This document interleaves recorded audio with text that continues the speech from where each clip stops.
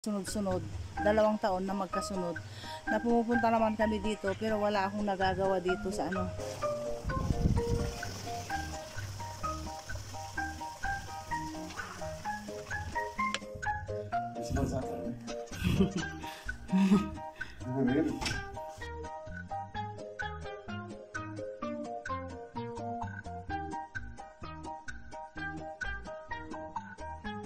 Ready na tayo guys. Okay, tapos nagdala kami ng 2 galon dyan.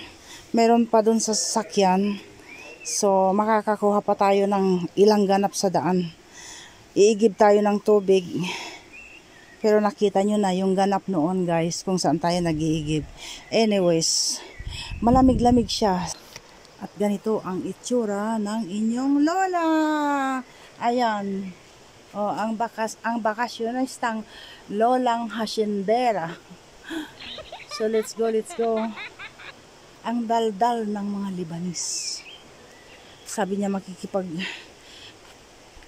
kwentuhan lang siya sa pinsan niya. So ayun, so hinahayaan ko lang. Oh, dahil masaya din si Habi. Alam niyo masaya din si Habi, guys. Pag nandito siya, masigla yung katawan niya. Dahil dito talaga guys, presko yung hangin. Kaya gustong gusto ko. At pag nandito ako, talagang yung bang lumalakas ba ako. So sabi naman ng mga bata, sige doon ka na lang mag-stay mami. Ganon sila. Dahil may time guys na yung bang masasakit na yung mga buto-buto ko. Pero pag nandito ako talagang maliksi ako guys. Gusto ko nga yung mag-change na yung weather para makapag bungkal-bungkal na tayo dito. Parang naman, parang ang lawak-lawak naman ng ating bubungkalan ba. Na-excite lang ako. Dahil bali last summer, bali nag-start na kaming mag-stay dito. Kaya lang busy kami sa gawa ng bahay nung nakaraang taon. It was 2 years na sunod-sunod. 2 taon na magkasunod na pumupunta naman kami dito pero wala akong nagagawa dito sa bungkalin ko dahil busy sila dun sa loob pagkakabit ng kung ano-ano dahil alam nyo naman renovation ang ganap dito at nasa YouTube channel ko lahat yung mga ganap kung paano kami nag-start, kung paano ang itsura ng bahay na ito na mga 15 to 20 years nang hindi nabahayan ang bahay na ito. So ayun, yala, let's go.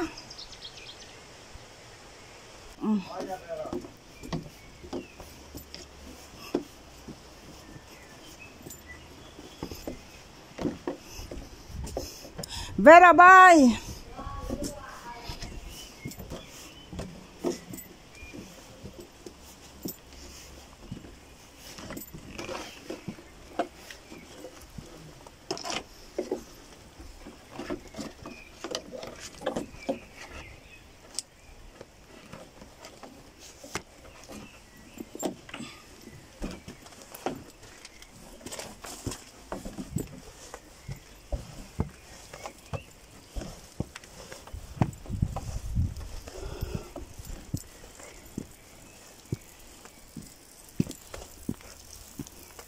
Oh, di ba bongga?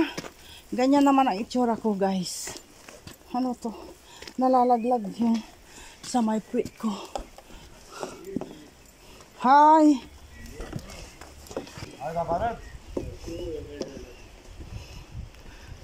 Mawala na. Mawala.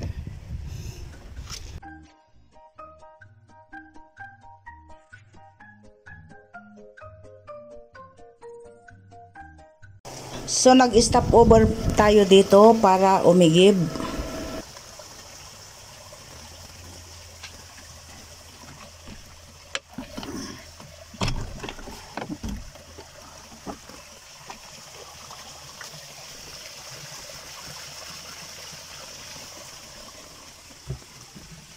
Tignan nyo ang fog guys, foggy. Ayan oh. Foggy. Hindi kita yung mga kabundukan. At doon, may mga snow pa dyan, oh, sa gilid-gilid, oh.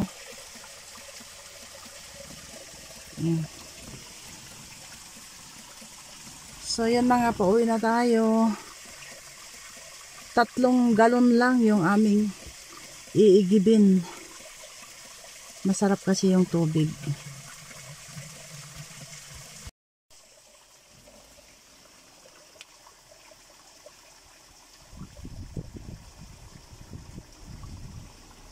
There is one more here.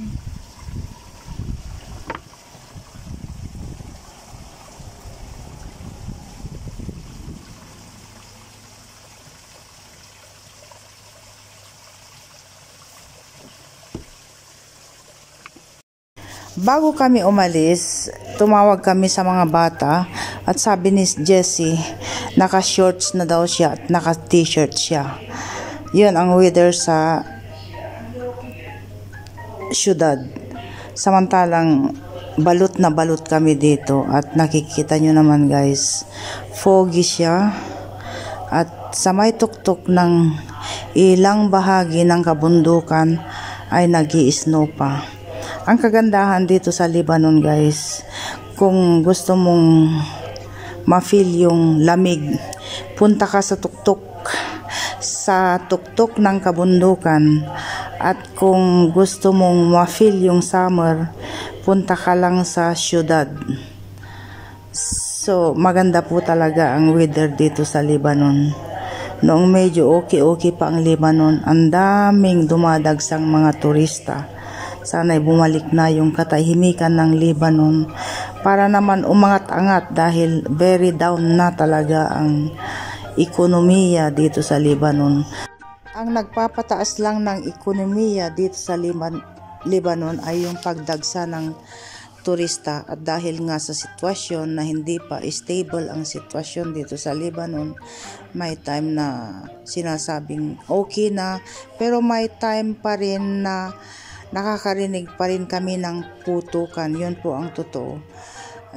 Noong isang araw nga, may paputok na naman na nangyayari sa may boundary ng Lebanon. So umaasa pa rin ang mga tao na sana'y magtuloy-tuloy na yung katahimikang na-feel namin itong mga nakaraang buwan. Pero ayon nga sa balibalita ay medyo magulo na naman daw.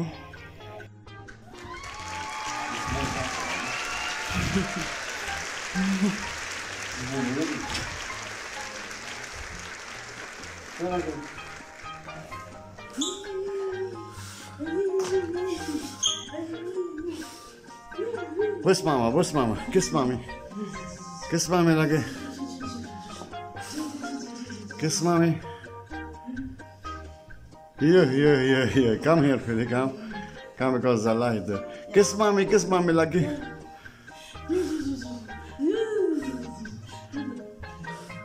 Where's mommy? Mommy? Eh?